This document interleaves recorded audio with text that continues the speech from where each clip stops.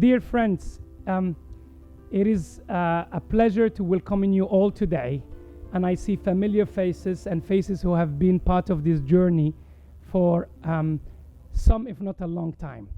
Today we have the privilege to land a commitment that a group of champions brought forward close to 3 years ago.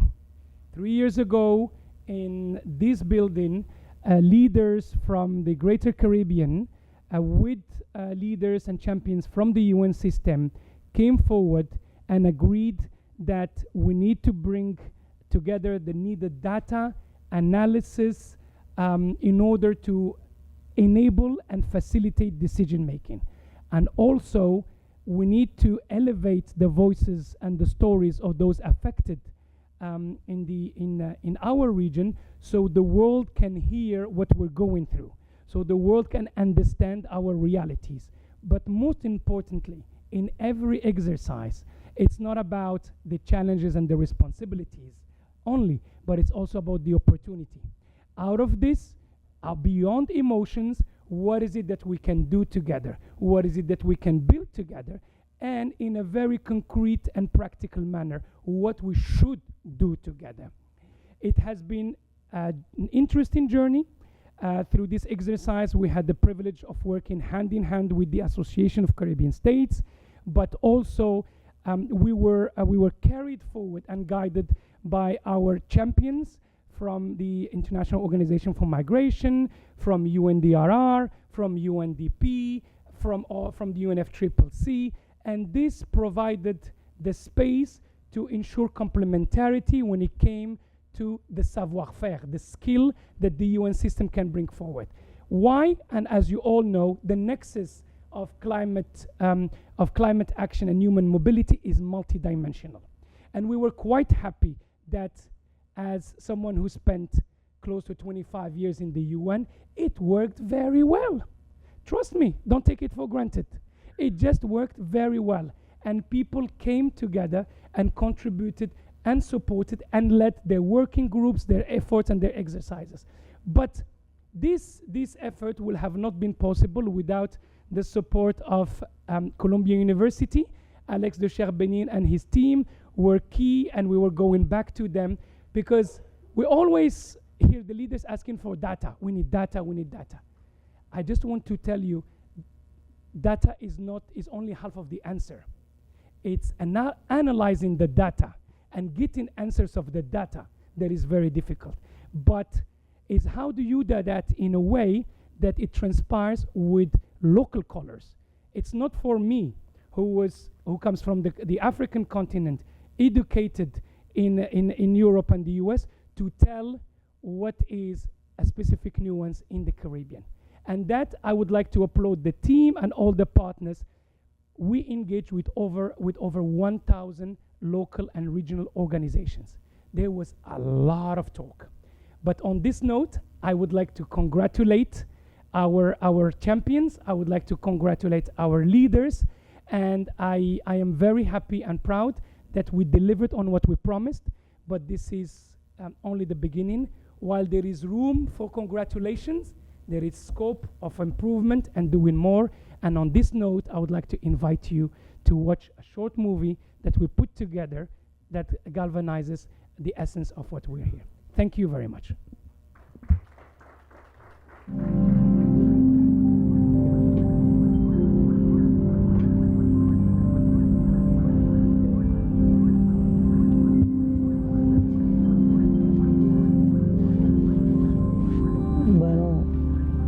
Mi nombre es Rodin Eliezer López Moreno, tengo 29 años, vivo con mi esposa, mis 2 hijos, es decir, soy técnico en electrónica, me rebusco en lo que salga.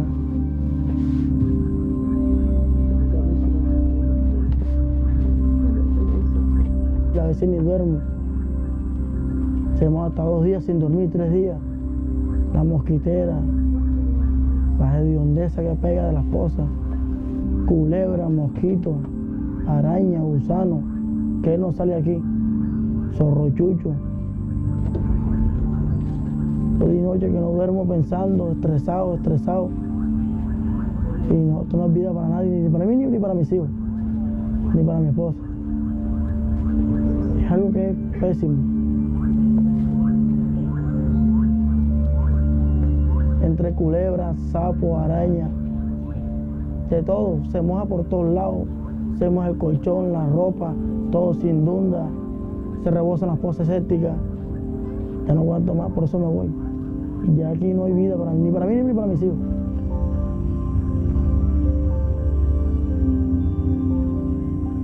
¿Qué futuro quiero yo?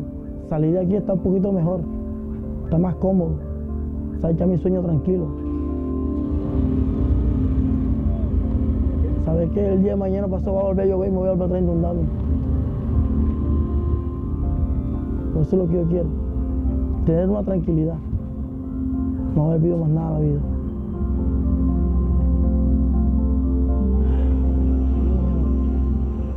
Chao. Chao, Daniel.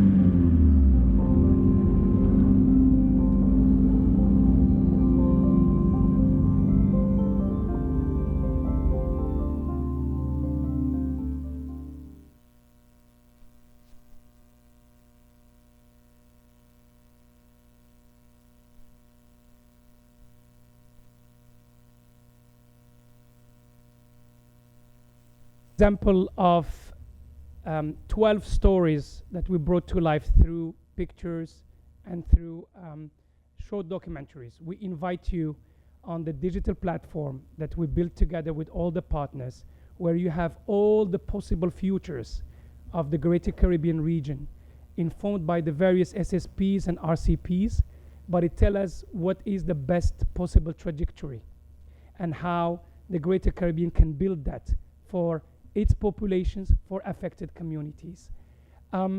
You will also see that the agenda that was put forward, it's not one of technocrats, it's not one of politicians, it's over 552 people that and families that were consulted throughout this exercise. And you are able then to see what is a priority for them versus what others have set as the Northern Star for the region. On this note, I have the pleasure to introduce you my good friend, our champion, the chair of the GCCM, the chair of the advisory board of the GCCM Foundation, and our climate mobility elder, His Excellency President Carlos Alvarado, former president of Costa Rica. Señor Presidente, the floor is yours. Thank you very much, Kamal, and good evening to everybody. I believe the only title I'm not accustomed is the one of elder. I need to get used to that one. So this is a very special day, and I really want to stress that. It's not just other report or other presentation. This is very meaningful, especially for lives of millions of people across the Greater Caribbean. Usually when through the Caribbean we discuss about the threats of climate change and sea level rise, how hurricanes have become more intense. We take that for granted, but the discussion that GCCM started in alliance with the Greater Caribbean, with the countries, with the organizations, with academia, was, okay, let's identify very clearly what are those threats. Let's bring the specialists, let's bring the data, let's bring also the people in the communities to move from that we know it's happening to a very concrete, robust tool for action, a tool for planning, a tool for raising funds, a tool for protecting people. This report comes after lots of work of many people, lots of coordination. And I see it as a living tool. It's a living mechanism to do many things. For example, with the threats of sea level rise and the threats of climate change, the coastlines are going to be very affected in the Caribbean, most of the critical infrastructure is in the coastline. Well, how are we going to plan to that? Critical sector, tourism, is going to be very affected for the economy. How are we going to work on that? How are we going to protect families? The report that it's been presented today, it's that living tool that with the compliance, with the alliance of all these parties, it's offered. Not as an ending point, but as another moment to keep in this journey, this critical journey. I celebrate that because I was present those years ago when that was discussed here in one of these meetings, and when there was this political discussion with many parties saying we need this. The good news is now we have it, and now we have to use it to transform the realities of people. Progress happens. Good change happens. This is an excellent example. When people is seeking for hope everywhere and sometimes not finding it in the venues in New York, I see hope here, but it's hope rooted on action, hope rooted on collective work, hope rooted in consistency, in intelligence, and I find that inspirational. And that gives me hope also, hope from within.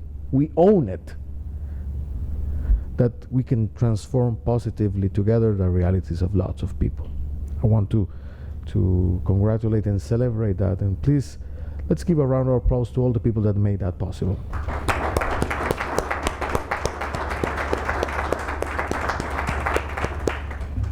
So this evening, to celebrate and to underline the importance of this report, we'll be listening from the technical part of it. So in a few moments, our Sarah Rosengartner is going to be presenting that.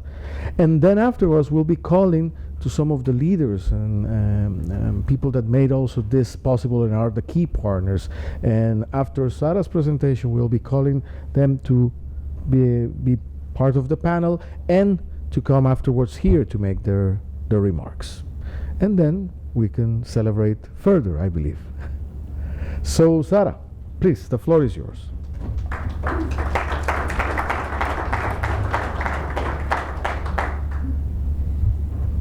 Thank you so much.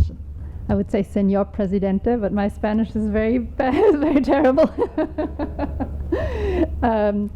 Yes, I will present some of the high-level takeaways. There's a lot of detail that can be derived from our research, from our modeling. So this will be a very high-level overview and snapshot of the findings and the messages coming forward from this 3-year effort, I think it has been, since we launched the GCCMI in 2022. And I would like to call for the slides to be put up. So I'll wait for that for a moment. And while I do that, I would like to acknowledge all the partners who contributed to this exercise and who are mostly represented here tonight. Not everybody could make it, but we're really grateful to the support of the UNFCCC, the World Bank, IOM, UNDRI, UNDP on the multilateral UN family side, to our research partners, Alex de Scherbenen at Columbia University, Hervé Nicole from Samuel Hall. We had a third partner, Michal Brzezinski, who is based at the Leiser Luxembourg Institute for Socioeconomic Research.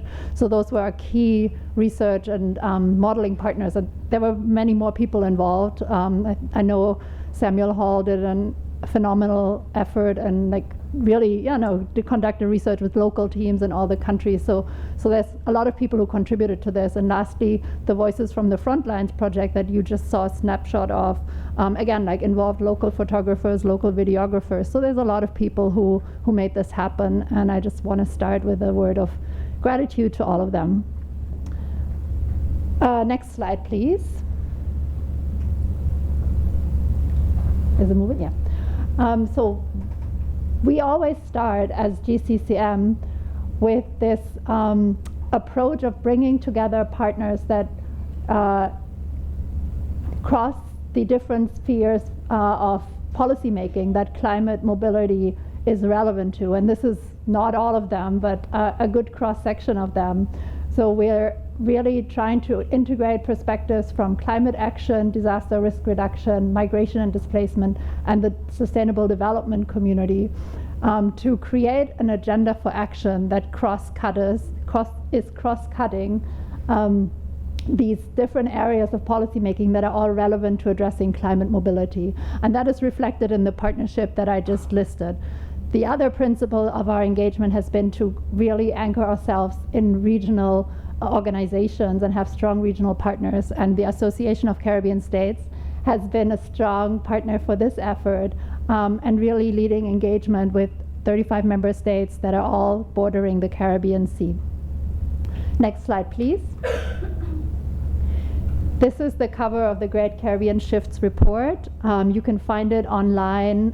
We're climate conscious, so we didn't print copies for all of you, but we did do some handouts that you can find on your seats. Next slide, please. The report reflects 3 principal inputs: research on current realities, modeling of future trajectories, and then engagement with stakeholders to develop the agenda for action. So the first part, I'll go through some of the top-line findings on current realities. Next slide, please. This is based on data collection in 6 countries across the region, again, done by Samuel Hall. And it covered 14 communities, and I think roughly 2,200 people all in all were surveyed, plus there were focus group discussions and key informant interviews. And we tried to capture a mix of situations, rural and urban, more coastal areas, more hinterland, so have a good cross-section of climate hazard experiences. Next slide, please. What are some of the top observations that have come forward from this research? The first is that loss and damage across the region is a lived experience. So people observe climate change in their lives, they recognize that it is happening, and they also feel that it is negatively impacting them. And one of the top impacts that was mentioned is it contributes to emotional stress. It has negative health impacts. And this was more often mentioned in the small islands in the Caribbean. It was also more often mentioned by female respondents than male respondents. Livelihood, food security, income impacts on natural resources and land, which was a particularly important issue for indigenous communities. And then 22% mentioned safety and security. Next slide, please. The right to stay, we had many discussions on this today, and this is very much informed, again, by what communities had to say about their willingness or not to move. And an overwhelming majority of people in the region expressed a strong desire to stay in place, although you can also see that there was some variation across different locations. So the yellow-greenish bar is people who had no desire or plans to move. And the bluish shades are all people having some level of consideration of moving. And there was some interesting distinction being drawn between forms of mobility that happen on a regular basis. So people are quite accustomed to moving for work, to move for family reunification, to move abroad to study, but that is usually considered a temporary movement, and there is the expectation that people will be able to return home. Losing one's home and being permanently displaced is a very different type of experience, and people really single that out as being separate from the kind of mobility experiences that are part of everyday life. Next slide, please. Who are the people that said, well, I would like to move, but actually I don't feel I'm able to move? It was mostly people who had less income, so economically in a less stable situation. but also people who had previously moved. So for example, migrants in Colombia who had come from Venezuela, who felt that it was now that they had already made the first move much more difficult to move again. Next slide, please. Climate matters. When people were asked, would they move in the future, and what role would climate impacts play in that future decision to move, 40%, this is not a small share of people across these different locations, said climate impacts would play a role in that decision in considering a future move. And you see that in Colombia, the share is highest, and it reflects a little bit the situation we saw in the video just now, where people were in quite a vulnerable settlement, very prone to flooding, and again with relatively limited resources to cope. Next slide. What do the modeling projections have to add to this picture of current realities? Next slide. We looked at projections to 2030 and 2050. And the model, next slide please, is an econometric model, which basically means it looks at the world economy and it considers how climate impacts will affect different parts of the economy. So whether it's production in different sectors, the consumption decisions of individuals, so it assumes people will go to where they can maximize their consumption, their utility, so where the wages are higher, where the prices are lower, where they can access certain amenities. It looks at labor market impacts and also at trade. We did not consider the trade and labor market impacts as much in our analysis here. Next slide, please. We have 3 different age groups that are considered by the model as being mobile. So people over 20 and up are considered economic agents that make decisions to move. Male and female can be disaggregated, and also different educational levels. The model can look at mobility that happens locally within an administrative unit. So in the United States, that would be a state. It can look at mobility across admin units. So within the US, this would be movement across state lines. And it can look at cross-border movement, international migration. And we considered 3 scenarios to look at different possible futures. So a very optimistic scenario where SSP1 is basically we stick to 1.5 degree global warming, and RCP 2.6 means there's a lot of cooperation, sustainable development is happening. So this is like the best case scenario. RCP 4.5 SSP2 is what is called the middle road scenario. It's a little bit the idea that current developments continue, although I think current developments have changed quite a bit in the recent months. So, and then we have SSP3 RCP7, which is the most pessimistic scenario, thinking that we will overshoot 2% of warming for sure, and the world will go more towards a situation of rivalry rather than cooperation. Next slide, please. We're focusing here mostly on the worst case scenario. Again, like we have projections for all, but for the sake of giving you just a short overview here, we're looking at the worst case scenario and what it means both for the economic fortunes of the region and for the mobility projections. The first finding is that climate impacts will have negative economic consequences in the region. And if we look at the average impact on GDP, it basically suggests that if there were no climate change, countries would have grown 20% more than they will with climate change. This is what is meant here by 20% GDP loss. So it's not that they're losing 20% from their current GDP, but they would have gained much more had climate change not existed. And again, on average, that's 20%, but in some areas, and you can see the dark red spots on the map, this could reach much higher, up to 50% in some of the coastal areas. Next slide, please. What does this mean for mobility? you'll see that the mobility map and the GDP impact map are quite close matches. Again, because the model assumes that people will move out of areas that are doing less economically well and will move towards areas where there's more opportunity.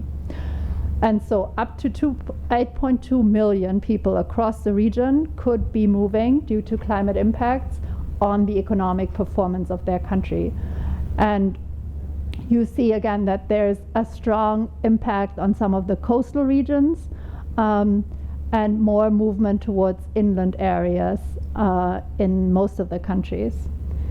60% of this movement is projected to be inside countries, and that is mostly in the larger countries of the region. If you look at the small islands, most of the movement is international or cross-border. Next slide. Where will people go? Well, if they leave their country, they were mostly projected to go to traditional destinations, the US, Canada, the UK, Spain. But also within the region, we see Costa Rica as a top destination for future climate mobility. Next slide, please. And what are the key drivers? If we disaggregate, what are the factors? Temperature rise and disaster account for 80% of the projected movement. And temperature rise increasingly, interestingly, is mostly longer distance mobility, which makes sense because to escape higher temperatures, it doesn't help much to go next door. Whereas disaster is more associated with shorter movements. And then you have sea level rise impacts, which show up in some countries quite severely, especially northern shore of South America, but are harder to capture in some of the small islands, for example, because of the model resolution. So I think the model actually undercounts the sea level rise impacts. Next slide, please. We've heard today, I think, already about this conundrum of, well, climate change is, or climate impacts are forcing some people to move, but there are also people who cannot move, who will be unable to move. And the way the model captures is that it basically looks at people that would have moved under a no climate scenario who are not moving in a climate scenario. So similar to the GDP, what would have happened if there was no climate change? Here it's like, who would have moved if there was no climate change? And then they're not moving in a climate change scenario. And that is basically opportunities that have vanished in destination areas where people decide to stay because whatever they would have moved towards has gone. But it's also severe impacts on poverty, for example, in rural areas.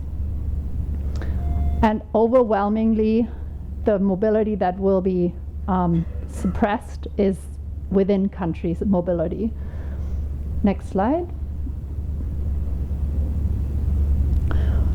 So over 1,200 people participated in the regional stakeholder consultations, and those focus both on how do we make sense of these findings, what should our analysis be, but also they focus on what should be the recommendations for action. How do we act on these findings? Next slide.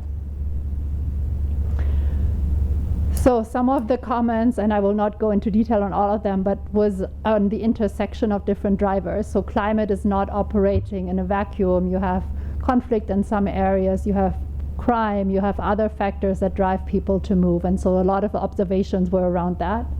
And also on which groups are particularly vulnerable and how do we make sure that we understand kind of the different factors that render people vulnerable and who might be particularly at risk of being left behind, or when they're moving, who might be targeted by bad actors, for example.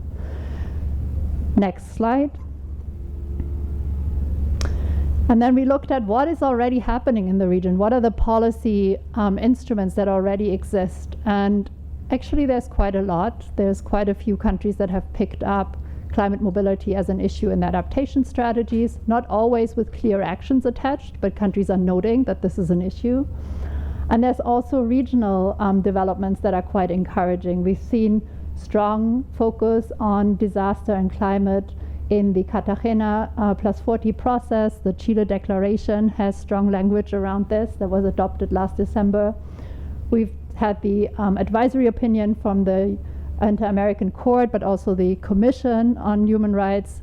Both have issued strong recommendations around how states should address this issue. The OECS has passed a ministerial declaration on environment and climate change and how it affects migration. And we have free movement regimes in the region that have been hugely helpful to addressing this intersection. So there's very strong building blocks in this region to build a comprehensive framework and a comprehensive response to climate mobility. Next slide. So what does our agenda for action look like? What has come forward from this process? Next slide. We're looking at three chapters, three buckets of action, so to speak. The first is, again, around protecting the right to stay by supporting adapting local adaptation. And that is firstly, and this comes very strongly in the advisory opinion from the Inter-American Court, the importance of having access to climate risk information, making sure people actually are aware of the challenges that they're facing, making sure that that information is accessible to everybody. The second is investment in adaptation. So what are the local measures that can actually build resilience in communities? What are the tested solutions in the region that have already been developed, where mangroves are being planted, new crops are being tested, there's education of the next generation on new farming techniques. How can that be scaled up? Then we're looking at protecting rights as a second pillar of this agenda for action. And this is both the right to stay, so some of the questions that came in the earlier panel today around continuity of statehood, maritime rights, but also when communities do make the decision that they are ready to relocate, how can that process be accompanied with a clear framework of rights and responsibilities? So that there is accountability to those who are affected. What are the protections for people who are moving both within their countries and across borders? How can climate displacement be recognized and people's rights be protected in situations of displacement? And then thirdly, how can the region collectively think about accounting for loss and damage and make a strong case around this? And the third pillar, and this is where I think the presence of regional organizations here is encouraging, because it was very much around how do we make sure that with the plethora of different regional integration organizations being present in this region, we play to the strength of each organization. We have a collective approach to this issue that really supports kind of the sum to be better than its parts. And so one recommendation was really to see how regional mechanisms can be used to turn climate mobility into an opportunity through labor opportunities, harmonizing skills, recognitions, making sure that free movement agreements don't stop at kind of just facilitating the movement of people, but also look at the social protection, education, all the kind of rights that come at the back end of people moving. And lastly, and that's an important recognition given that a lot of the countries in the region already face rising debt levels due to having to cope with repeated climate shocks. There is a real need for international solidarity and for international review of how assistance is being done to countries that are on the front lines of coping with climate challenges that, again, like they didn't create in the first place. So I'll stop here. There's much more detail, as you can imagine, in the report. I'll thank you for your attention, and I really look forward to the discussion with our speakers tonight. Thank you.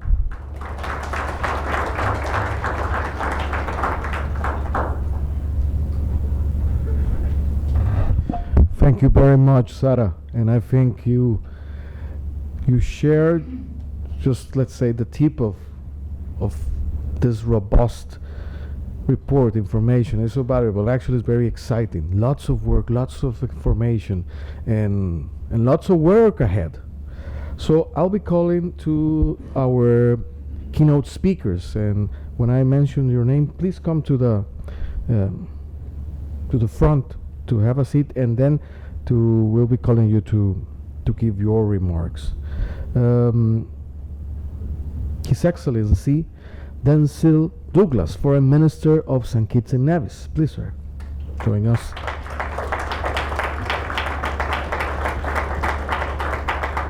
The Secretary General of the ACS, Noemí Espinosa Madrid.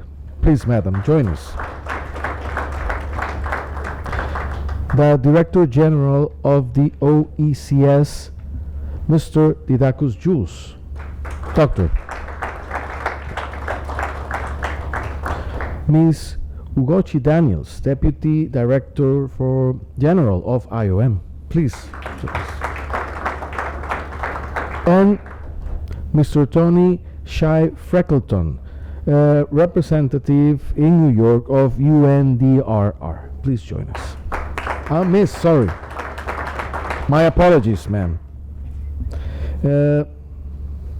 Minister, please, the floor is yours.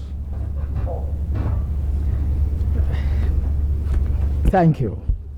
It is not always that it's good to be the first opening batsman, but I'll try nevertheless. Distinguished colleague ministers who are here, and of course, distinguished presenters, I want to thank the organizers for this opportunity to present at this high-level reception that commemorates the official launch of the Greater Caribbean Climate Mobility Report. I want to commend the organizers for holding steadfast to this very noble cause, because very often those who have become displaced by climate events are often voiceless on the world stage. And tonight I believe we are documenting that they are not really voiceless. Climate mobility is not unique to the Caribbean. And it is not just a Caribbean issue, but in fact, again, being demonstrated as a global issue. Permit me very quickly to create a scenario that I believe will project the issues that we want to concentrate on. We have a problem, and it is a very big problem to solve. Imagine with me for a moment that you have a single mother of 2 children. She is in her late 30s.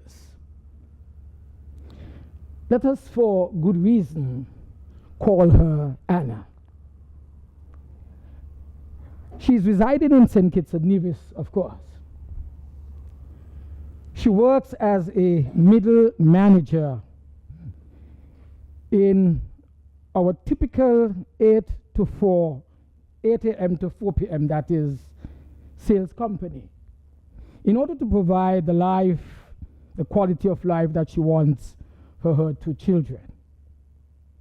However, for 6 months out of the year, in fact, from June to November specifically, she has increased anxiety, and she relives the trauma of living through hurricanes Hugo, Louis, George, Omar, Irma, and Maria, all of which had visited St. Kitts and Nevis. All these storms varied in intensity, but of course would have caused significant damage to her home and of course to her own psyche. Her goal by age 40 is to migrate, to live and prosper in another country that is free from the ravages of hurricanes. In other words, she's thinking of a so-called promised land of sorts. As policymakers, how can we help this young lady Anna. We want her to stay and to be a productive member of our society. But we must respect, of course, her own decision, her decision to leave, having been traumatized in the past by so many storms. I want us to consider for a moment a few things as to how we can facilitate this young lady. Within the Organization of Eastern Caribbean States, and we are very lucky to have the Director General of the OECS here with us tonight. And there is a free movement within this space, no questions being asked. You can just, and Anna can just relocate. Anna can find a job and live in another member state of the OECS and benefit as if she was a born and bred local in that particular member state country. Within CARICOM, however, if she went within the wider Caribbean region, full free movement has not been achieved, at least not as yet. However, some member states are implementing the policies and procedures, moving forward full free movement among them as a starting point and as an example for the rest of the Caribbean region. But in Anna's case, it may be in her best interest to travel not to the wider Caribbean, where movement is not yet completely allowed, not in one of the members of the OECS where she can be accommodated, but she decides, I don't want to experience the trauma of hurricanes anymore. So she decides to go to Guyana, because in Guyana for her, it's a refuge, and it is outside of the traditional hurricane belt. This would reduce, of course, the anxiety she experiences every 6 months out of every year, every 6 months out of every single year. And so the reduction in anxiety can offer her and her family more stability, more productivity, and a firm family close-knit unit. Of course, in this regard, there is an increased need for psychological support for entire populations in this region who have gone through the trauma of a natural disaster which we experience every year for 6 months. Often, I would want to admit, parents notice that their children behave differently during regular thunderstorms, and their trauma is not addressed. They're told to simply get over that experience. But in the meantime, since full movement has not been implemented within the Caribbean region, she would have to acquire, if she wanted to go outside of the OECS, she would want to acquire what we call a skills certificate in order to relocate. And this is only possible if she falls within certain categories of skilled nationals outlined by CARICOM in order to be granted such a certificate so that she can work openly and freely in one of those countries. I want to admit tonight, friends, that we might have done a good job in the region in educating the public on free movement within the sub-region and about this CARICOM skills certificate. The skills certificate has become highly pursued even before contemplating migration. And this, of course, is a testament to the standard of Education and Training in our region, which is established by the regionally instituted Caribbean Examination Council, CXC, which sets and tests according to the shared curricula used across the entire region. In this curriculum, it produces a student with critical thinking, skills of critical thinking, which then would mold such students into productive citizens, thus being able to overcome some of these challenges from storms. In addition, interconnectivity has shown a marked improvement since the lows of COVID-19 in the region. And so, as a result of this, our Anna would have made the choices of going online, looking at what the airline fees are, and thus make a decision as to what airline would take her to Guyana or wherever she would want to be in the Caribbean. And this is because part of this training of our citizens in these countries is the use of information technology and the availability of this provided by the governments of the day. I want to say that there continues to be, however, an outcry from the ground up as it relates to taxes, because a part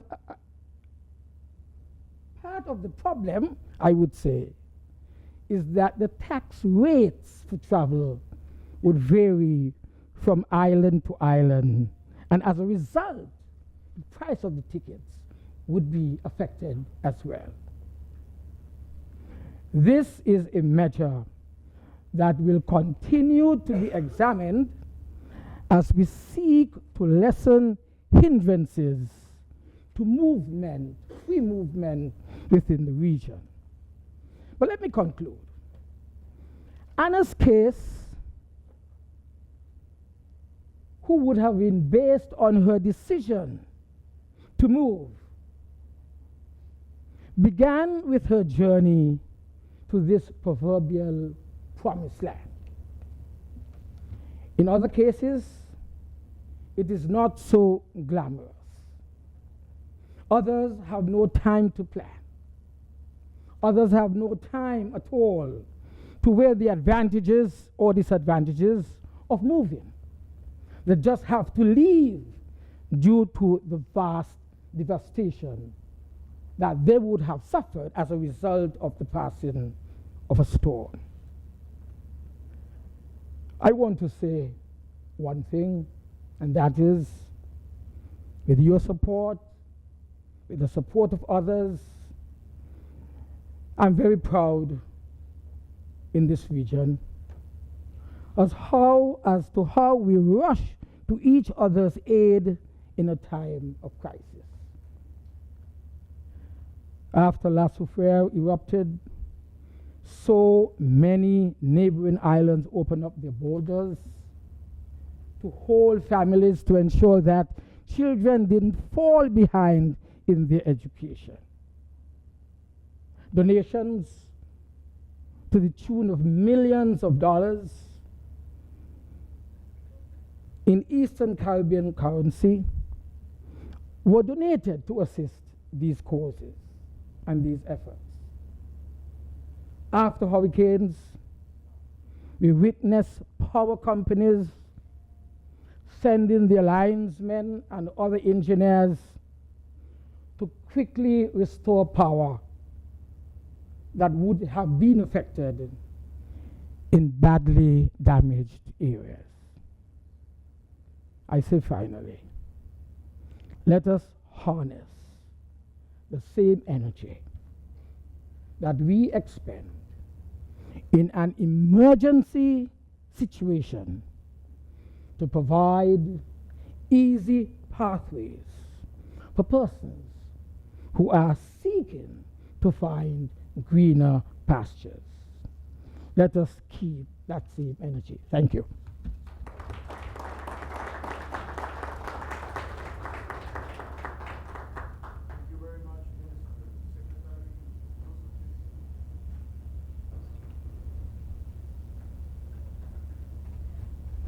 Good evening.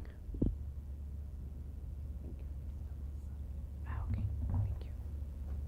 Got my glasses. Yes, a very important one though. Good evening. I'm very happy to be here, Excellencies, distinguished delegates, and ladies and gentlemen.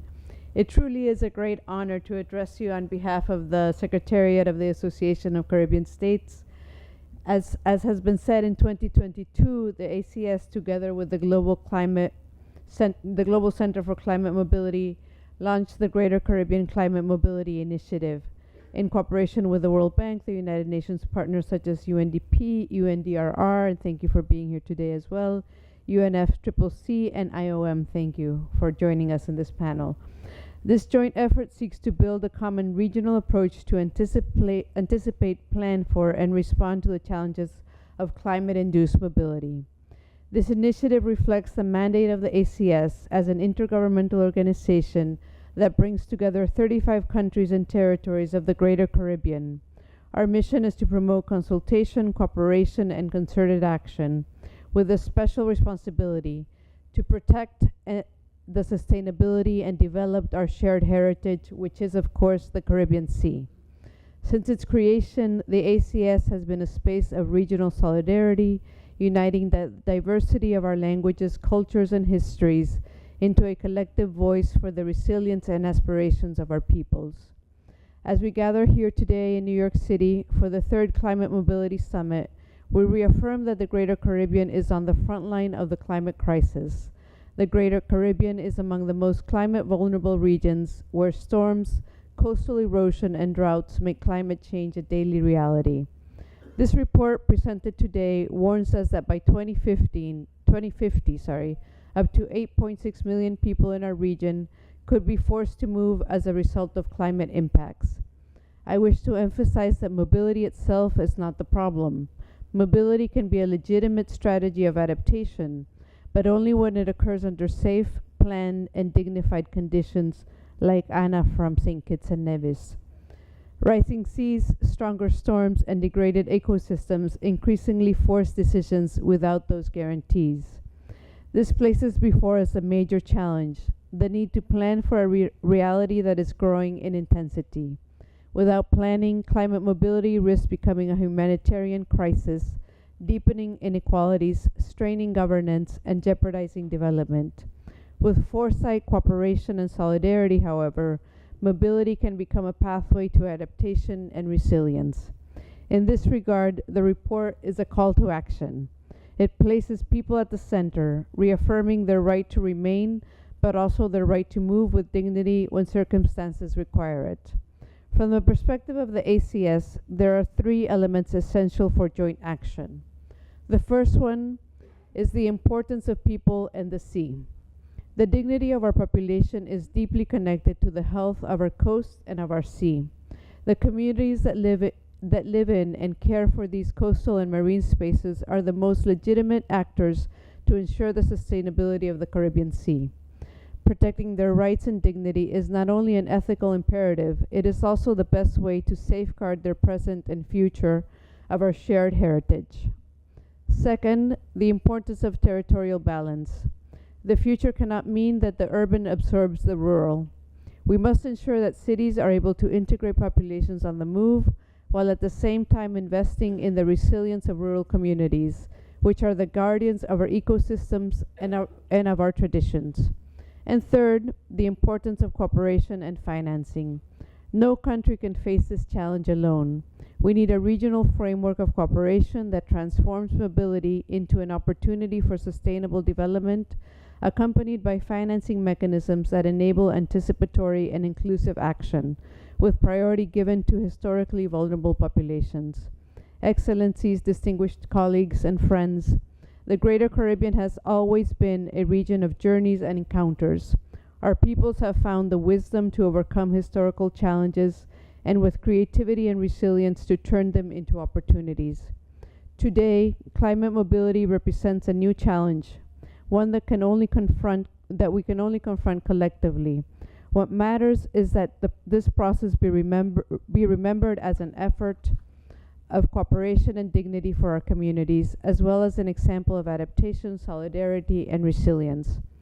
From the ACS, reaffirm our commitment to continue strengthening alliances with our member states, with our partners, and with our communities, to transform climate mobility into an opportunity that enriches us and allows us to advance towards the sustainable development which our region deserves. The Caribbean Sea that connects us reminds us each day that what unites us is stronger than what divides us. Let us navigate this time of change together with the certainty that cooperation is our best compass. Thank you very much.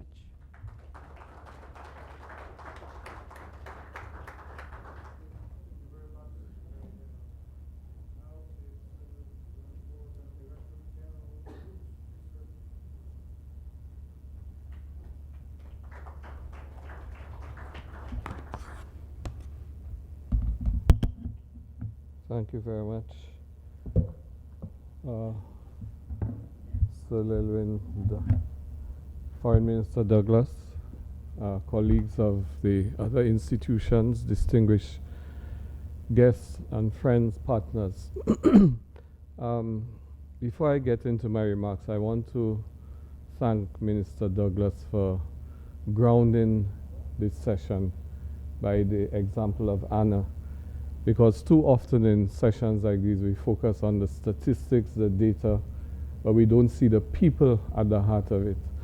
I recall in one of the hurricanes that Anna experienced, when Dominica was hit with Hurricane Maria, in an effort to bring across to the international community the gravity of that situation, we did an infographic that scaled it upwards. So I don't recall the exact figures now, but hypothetically, if 29 people died in Dominica, it was about that number from Hurricane Maria. The infographic showed what if, in proportion to the population of Dominica, that same hurricane had hit Japan or New York. We would be talking several million people being dead from that disaster. So the scale of human tragedy cannot be merely measured by the number of people affected, but put in the context of the disaster itself. So thank you very much, Minister Douglas. It is a profound honor to be addressing you this evening at the launch of the Great Caribbean Shifts, the Greater Caribbean Climate Mobility Report. And congratulations to the Global Center for Climate Mobility, the ACS, and all partners who have brought this important work to fruition. The OECS Commission welcomes this report not simply as an academic exercise, but as a lived mirror of our reality, one that crystallizes the daily experiences, anxieties, and the hopes of our people. For us in the Eastern Caribbean, the question of climate mobility is not a distant projection. It is an urgent and lived reality, and from, again, Minister Douglas, a frequent reality that is already reshaping our societies, economies, and the very geography of our islands. The Caribbean has contributed less than 5% of global greenhouse emissions, something that is constantly stated. OECS states even less, but we stand among the most climate vulnerable regions on Earth. In our islands, the sea is both our lifeblood and our greatest threat. The report documents that by 2050, up to 8.2 million people in the Greater Caribbean could be forced to move permanently due to climate impacts. Yet paradoxically, over 6 million others may be trapped in place, unable to move because economic opportunities diminish even as hazards intensify. That is the cruel duality of our predicament. Mobility as both adaptation and uprooting, and immobility as both resilience and risk. So what are the lessons we pull from that? For us in the OECS, there are The lessons from the front line include the right to stay. Across the OECS, place attachment remains deeply rooted. After Hurricane Ivan devastated Grenada in 2004, many families rebuilt on the same wind-swept ridges despite the risk. Similarly, in Barbuda after Hurricane Irma, the cry of the people was not for resettlement elsewhere, but for restoration of their homeland. Second is the forced uprooting and cultural loss. Where relocation becomes unavoidable, it is often traumatic. OECS history is marked by forced uprootings, be it from slavery, colonial plantation economies, or the mass immigration of the 20th century. Climate-induced displacement risks becoming a new chapter in this history with the added tragedy of cultural and ecological loss. Thirdly, youth at the crossroads. The report finds that young people are most likely to cite climate change as a reason to move. In the OECS, youth already face high NEET rates, not in education, employment, or training, limited employment opportunities, and migration pressures. If climate change accelerates out-migration, we risk losing not only population, but the energy, creativity, and the talent essential to transformation. By 2050, rural and coastal economies will account for 75% of climate mobility in the region. For the OECS, this is particularly acute. Our rural communities depend on agriculture and fishing, both highly climate sensitive, while our urban settlements are overwhelmingly coastal. The Rocky Road scenario, characterized by low cooperation and rising emissions, would drive the harshest outcomes: GDP per capita declines of up to 20% and an additional 2.5 million people in poverty across the region. For small island states already burdened by debt, this is an existential threat. Yet the Green Road scenario shows that with cooperation, rapid decarbonization, and inclusive development, forced migration could be reduced by millions. The choice before us is clear. Climate mobility is not destiny. It is a policy outcome. The OECS Commission aligns itself with the agenda for action proposed in this report. Allow me to highlight how these converge with our regional priorities. 1. Access to climate risk information. Through the OECS Climate Change and Disaster Risk Unit, we are strengthening early warning systems, advancing geospatial mapping, and piloting education programs so that climate literacy becomes a civic skill and not just a technical specialty. Secondly, positive adaptation journeys. Our blue and green economy strategies invest in livelihoods that can withstand climate shocks, renewable energy, ecotourism, sustainable fisheries. These are not abstract plans. They are pathways to protect the right to stay. Thirdly, protecting rights and sovereignty. We affirm the principle of continuity of statehood amidst sea level rise. Even if land is lost, sovereignty cannot be submerged. Citizenship, identity, and rights must endure. Fourthly, harnessing mobility as a development strategy. Mobility needs not only be lost, it can be leveraged. We see this in diaspora remittances, skills transfers, and circular migration agreements. The OECS free movement regime provides a template for safe, orderly, and rights-based mobility within our union. And fifthly, regional cooperation and international solidarity. Our region cannot face this alone. Loss and damage financing, concessional climate finance, and debt relief are indispensable. As the report underscores, climate mobility is not of our making, it is the injustice of our time. Colleagues, the Great Caribbean Shifts report is more than data, it is a warning flare. It compels us to act with urgency on three fronts. At home, by empowering communities with tools and agency to choose. In the region, by forging common frameworks for mobility, rights, and relocation with dignity. And globally, by pressing for recognition that climate mobility is a justice issue requiring systemic reform in finance, trade, and migration policy. The Caribbean's voice must be amplified in every global forum, from COP30 in Brazil to the UN Security Council, because our future cannot be negotiated without us. Excellencies, friends, the Great Caribbean Shifts Report reminds us that the Caribbean is not merely at the front line of climate impacts, we are also at the front line of climate solutions. Our ancestors endured the Middle Passage and created vibrant societies from the wreckage of empire. Today we confront another passage, one not across oceans but across generations. The choices we make will determine whether our grandchildren inherit archipelagos of resilience or archipelagos of abandonment.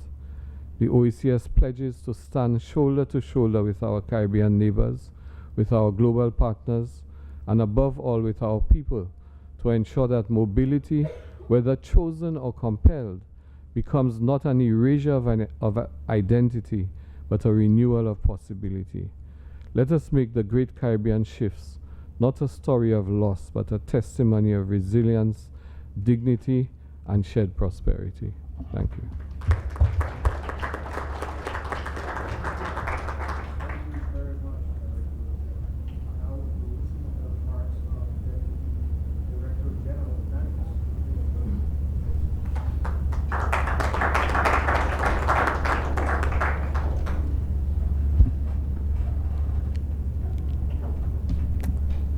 Excellencies, distinguished guests, friends, colleagues, good evening.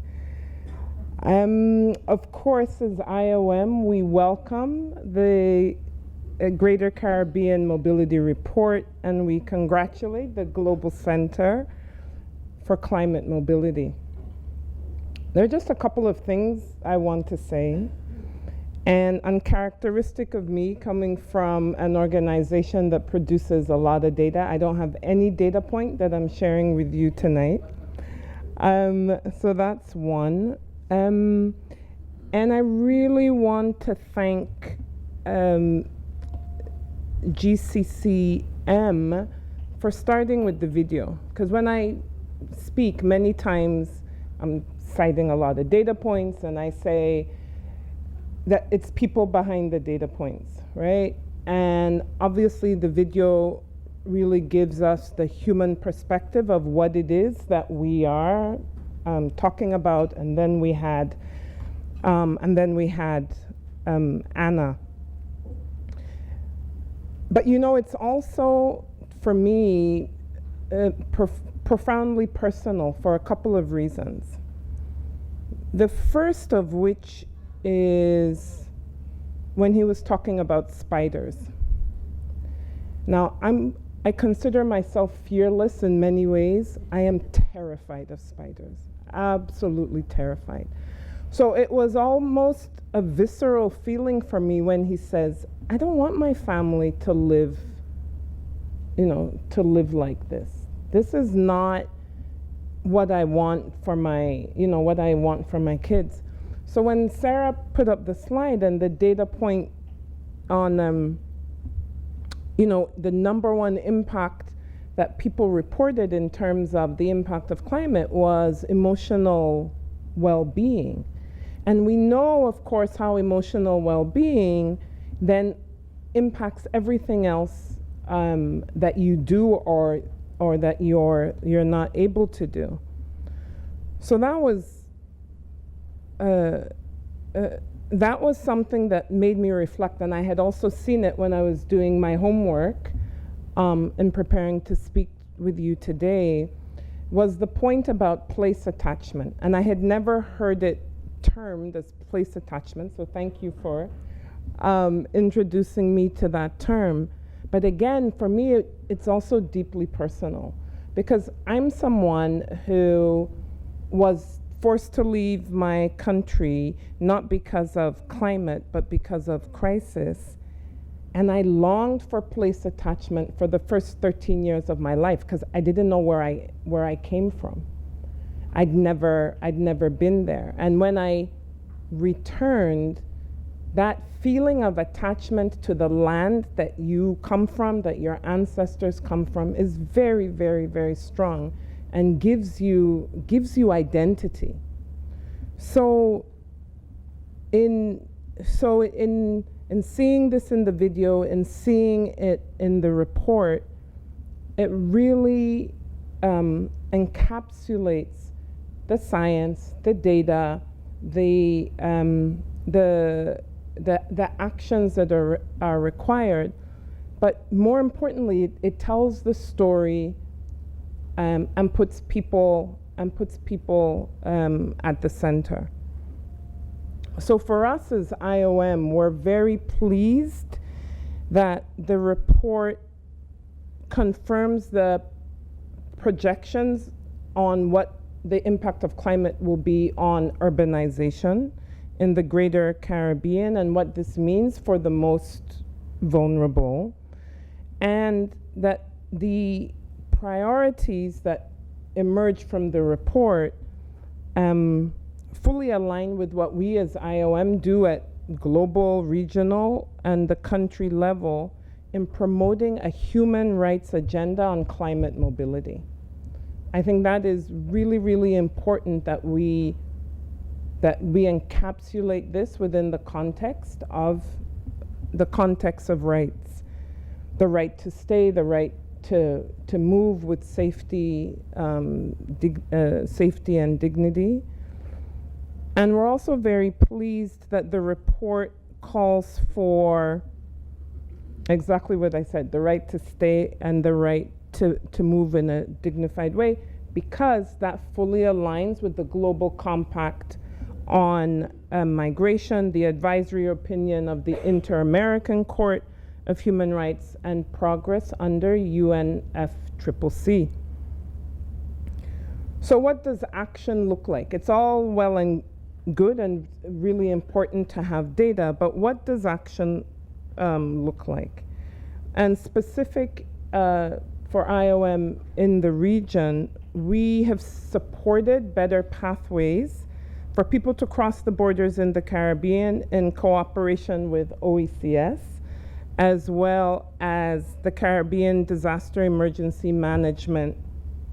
I hope it's not a spider. Agency. And then we've also provided support for people to stay in their territories through climate adaptation in southern Mexico. Local adaptation plans in Costa Rica have been designed with communities to facilitate resilient livelihoods. In Jamaica, we've supported the government. I think I'm covering everyone, a lot of people, countries where a lot of people in the room come from. In Jamaica, we've supported the government to set up a platform to enable contributions of the diaspora to climate action. And with our support, Sarah had spoken about the landmark Eastern Caribbean Ministerial Declaration on Migration, Environment, and Climate Change, which was adopted by OECS states 2 years ago. We're very proud to have supported that.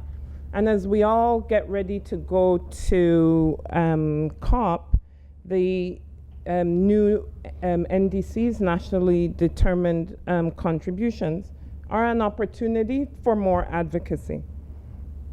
So I've been super positive. I've talked about how pleased and happy we are with many aspects of the report. But in closing, I have to be honest that I'm very sober, because, you know, when I think about the road ahead, when you look at the maps, Sarah, that you had up, and you look at the dots and you translate that, what it means for people, and you can actually see where people are going to converge within the region, it's worrying, right? And yes, we have data, and yes, we've taken action, and yes, there are national, regional, sub-regional policies and frameworks in place. It's not enough. It's not enough to meet the need. It's not enough when we know what the projections are. And so we have much more to do, and we know why we have so much more to do and who we have to do it with, many of whom are not in this room. But you're all in this room because it's an agenda that you are committed to. It's an agenda that you believe in, and because at the end of the day, it's about people, it's about dignity, it's about everything that we hold as dear and important. And so as IOM, we look forward to continue working with GCCM, working with all of you, and equally really important, working with all of those not in this room, but who are taking the decisions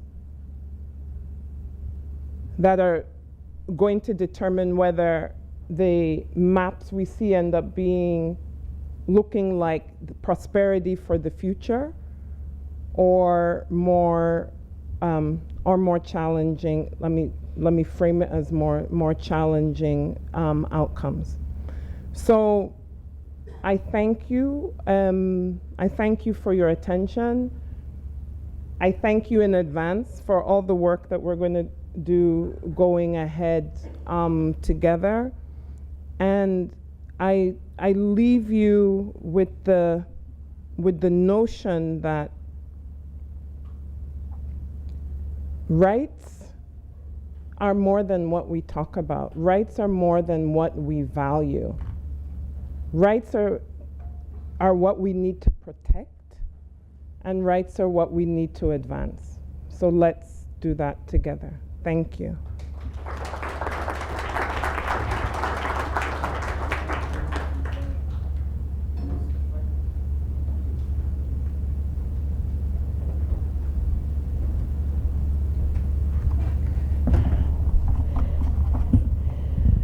Excellencies, distinguished colleagues, ladies and gentlemen, good evening. And I am bringing up the rear on this panel, and I think all the speakers, the remarks have all told a story. And it really is a privilege for me to be here on behalf of the Special Representative of the Secretary General for Disaster Risk Reduction, Mr. Kamal Kishore, to share his remarks with you this evening on the launch of this report. And we're particularly grateful to the Global Center for Climate Mobility, the Association of Caribbean States and the Caribbean Community, and the Organization of Eastern Caribbean States, and all of our partners in bringing this to fruition. Now, I am an Anna, and I'm also happy to say that 3 years ago, I was in this very space with Kamal at the very genesis of this initiative. And as a Jamaican and a woman from the region, I'm also particularly proud to see what has transpired over these 3 years and how we will all be working together to advance global and climate mobility in the region. Caribbean communities have built their lives by the sea and face the full force of rising climate risks, stronger hurricanes, recurrent floods, longer droughts, extreme heat, which is the silent killer, and sea level rise. These communities face difficult choices to rebuild or to relocate. The report that was presented to us today is quite clear. With foresight and planning, climate mobility can be managed in ways that protect dignity, safeguard livelihoods, and strengthen resilience. Allow me to share 3 areas of work in the Caribbean region to advance resilience as the first line of defense. Helping countries build resilient infrastructure that can withstand current and future climate and disaster risks. For us at UNDRR, we're doing this in collaboration with partners such as the Coalition for Disaster Resilient Infrastructure. According to CDRI's analysis, Caribbean states are among the countries with higher relative average estimated losses in infrastructure, which puts significant pressure on their already restricted public financing systems. The good news, however, is that the amounts of investment required to make infrastructure resilient in the Caribbean are relatively small compared to bigger countries. And investing in resilience has been proven to be cost effective. World Bank estimates that show that for each dollar invested in infrastructure resilience in developing countries in the Caribbean, up to $4 is saved in avoided losses. And this represents an opportunity for investments that could provide great benefits to some of the most vulnerable communities. We're also delivering to expand early warnings for all, so every community, no matter how small, is able to act in time to save lives and reduce disaster losses. Barbados, Belize, Antigua and Barbuda, and Haiti are some examples of countries that are making strides in improving their multi-hazard early warning systems for improving data for decision making, to enhancing coordination among different actors, and ensuring an inclusive approach that truly leaves no one behind. And thirdly, we must not forget that communities have agency, and in many cases are already innovating solutions to adapt and survive. That is why we work to empower locally led disaster risk reduction. And this includes helping communities build their capacities through programs such as the Making Cities Resilient 2030 initiative. And as a result, local governments and communities are better equipped to understand their risks and consider disaster displacement dynamics as they plan for a resilient future. Now, that being said, we cannot talk about resilience or mobility without talking about financing, and Sarah mentioned this in her report. Disasters already cost the world approximately 2.3 trillion annually, and this is once we incorporate indirect and ecosystem losses. In the Caribbean, and we've heard the story of Anna, a single large disaster can erase entire years of GDP. For example, Hurricane Maria in 2017 produced losses and damages in Dominica of more than 200% of its GDP. And in the aftermath of such disasters, governments are left spiraling in debt, which further reduces their ability to invest in resilience. On the other hand, though, we know that resilience pays. Small increases in funding for disaster risk reduction, climate adaptation, can not only save lives and protect livelihoods, but also reduce displacement, economic losses, and humanitarian needs, which are increasing in our region. Yet, disaster-related funding still primarily flows to emergency responses than to prevention. So we have to change this equation, and this is part 2 of what the report is highlighting. This is why, and shameless plug here, colleagues, the theme for the 2025 International Day for Disaster Risk Reduction, which will be commemorated on the 13th of October, is to fund resilience, not disasters. And this theme highlights the urgent need to address the escalating cost of disasters by shifting the focus from reactive response to more proactive investments in disaster risk reduction. Specifically, we are making 2 calls to action which are aligned very closely to the findings of the report. To increase funding for disaster risk reduction with public budgets and international assistance, because they go hand in hand. And to ensure that all public development and private sector investments are risk-informed and resilient. We are also ready to support countries in the region to leverage the Santiago network and the Fund for Loss and Damage. integrating these resources with national structures, we can support rapid response and also long-term adaptation. So, Excellencies, colleagues and friends, the Caribbean struggle is the world struggle. And the Greater Caribbean's solutions, solidarity, foresight, and resilience must inform global action. And to this end, UNDRR is committed to continue working with you and to advocate for this region and all small island developing states, including particularly at next year's UNGA, when the General Assembly will have the high-level meeting on sea level rise. And we must use every opportunity from this UNGA, building on to Belém, building onto the World Summit for Social Development later this year and going into next year, to ensure that the countries that contributed the least to the climate crisis are not left to shoulder the burden on their own. I am filled while I am sober. I am filled with hope, like our moderator, because I believe that we can translate the recommendations and the priorities presented in the report today into concrete actions across the region, and will benefit, of course, many more Annas like myself. So on this note, together let us ensure that climate mobility becomes a story of dignity, prosperity, and resilience for all. Thank you.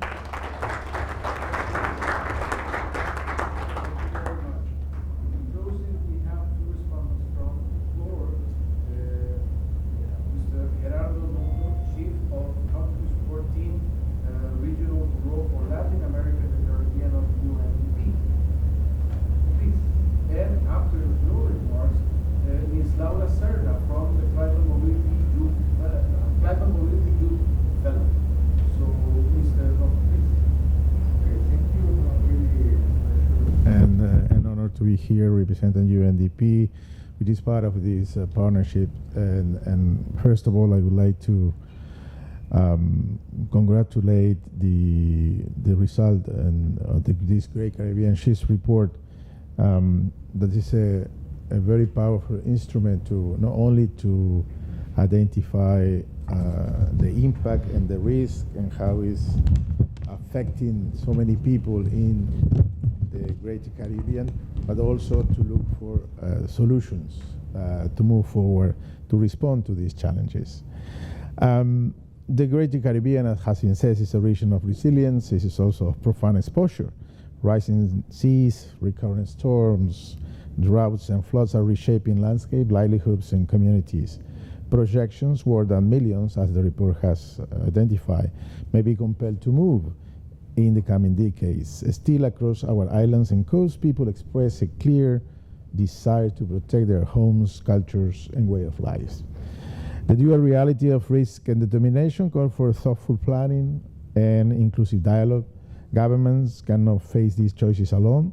People must be at the center, has been mentioned before, actively shaping the policies that decline their future.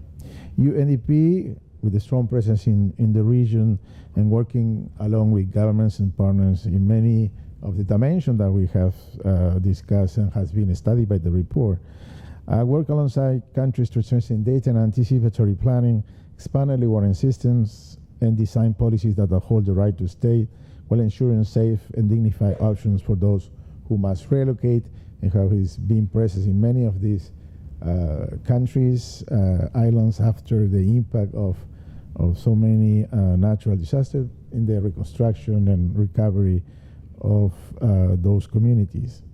Regional leadership has already laid the groundwork. CARICOM, OACS, ACS, and government express their commitments in the Cartagena and Chile declarations, as well as the strong opinion of the Inter-American Court. UNDP is proud to contribute to this effort through our Rising Up for Seas Offer 2.0. It's a strategy, comprehensive strategy to support island development states that aims to realize the goals and targets established under the Antigua and Barbuda agenda of the last SEAS Global Conference, and implementing a Caribbean action plan to not only support country by country, but also looking for synergies in the region. Ambition must be matched by resources, and the Caribbean vulnerabilities demand that financing frameworks evolve to reflect reality. And this is why UNDP has joined regional voices in promoting the Multidimensional Vulnerability Index as a measure to reflect and give access to countries not only based on income, but also on the true risks that they face. The story of climate mobility in the Caribbean must be one of resilience, dignity, and opportunity.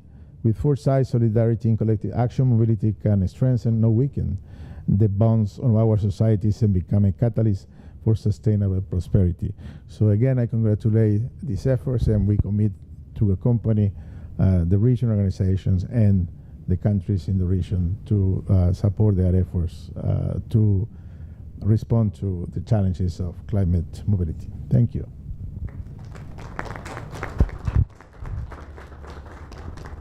So good night. Thank you very much for this amazing speeches. I just would like to contribute with a young perspective around the report and how the young people in the region can work in implementing this report, but also working more in climate action. So the first point will be lead participation and research with young people. We believe in that the capacity of young people to work with the community, but also to connect politicals and organizations around the world on our regions for one specific topic. And we believe that climate mobility is an issue when young people can contribute in an amazing way. The second point is mobilize campaigns and around digital tools to respond with resilience in the community. When we are trying to respond to climate crisis, it's very important that we create digital tools, but the digital tools have to come from the communities and from the needs that they have, and not from what we think that is better for them. The third point will be how can we co-design the adaptation projects for young community and try to put participation spaces when the young people can express what they are the needs. We know from the region, and the data have been showed, that most of the young people are moving because of the opportunity that they have to look in other places. But when we try to create more spaces to identify this need, it's also very easy to respond with this need. So in general, the main idea is that with this report and with the agenda, especially for GGCN, it's very important to recognize that in the voice of young people is also a very important opportunity to create solutions and to try to put everybody in the same table. So thank you very much. Thank you very much, Laura. And with your remarks, we come to the end of this conclusion and today's session. So again, congratulations to everybody that worked in this brilliant report, and thank you very much.